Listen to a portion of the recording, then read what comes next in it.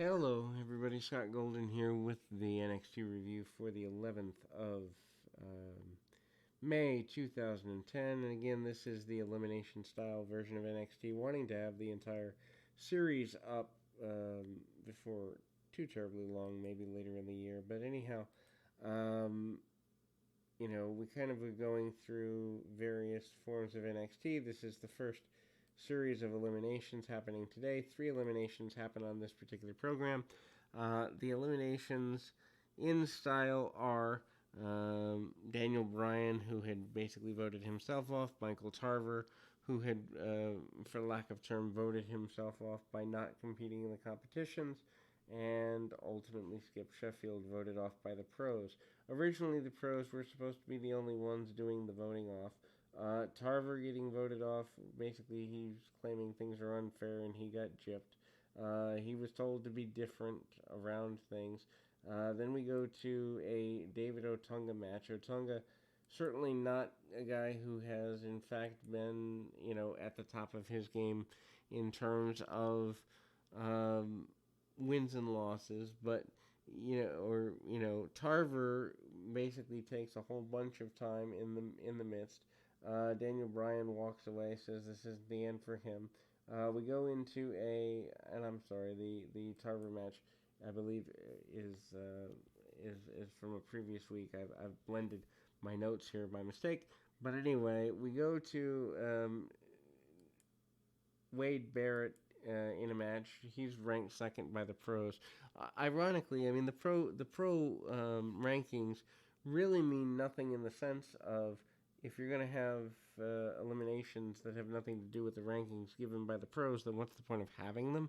Anyway, Heath Slater and Wade Barrett are going one on one.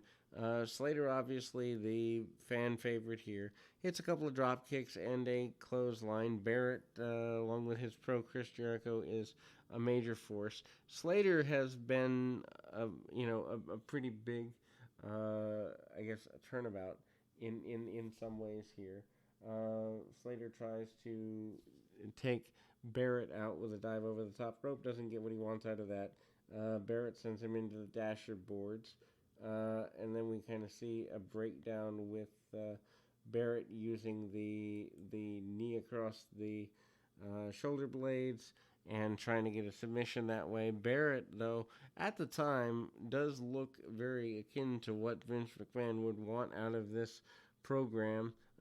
Flying forearm by Heath Slater. Slater also beautiful fire. So if you're looking to get hired by a major company and someone tells you need work on fire, Heath Slater at the time certainly has that.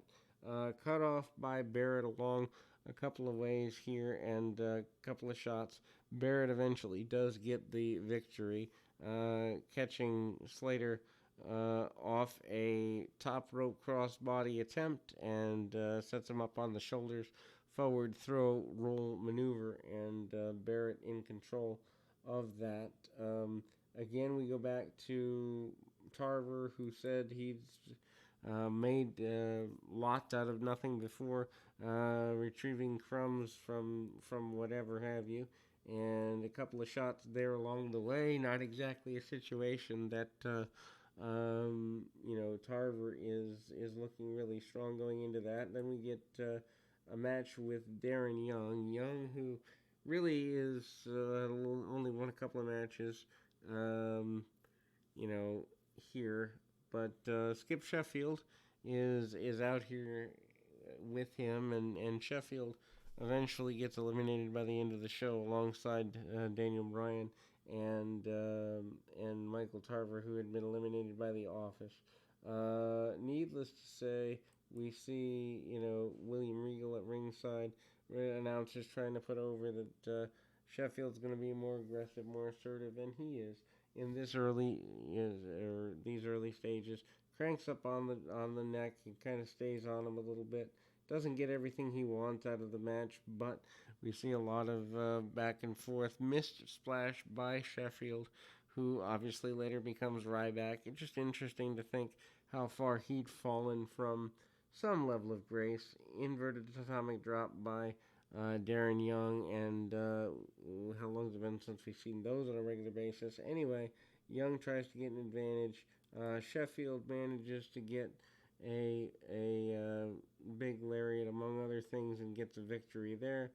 Elimination upcoming, but before that we see several highlights from the nature of Raw. And then Daniel Bryan is backstage, basically saying that the pros didn't think that he belonged. Basically saying he, had been told about the politics in WWE, but that Daniel Bryan hadn't really done anything. I mean, if you search him on the internet, no one knows who he is.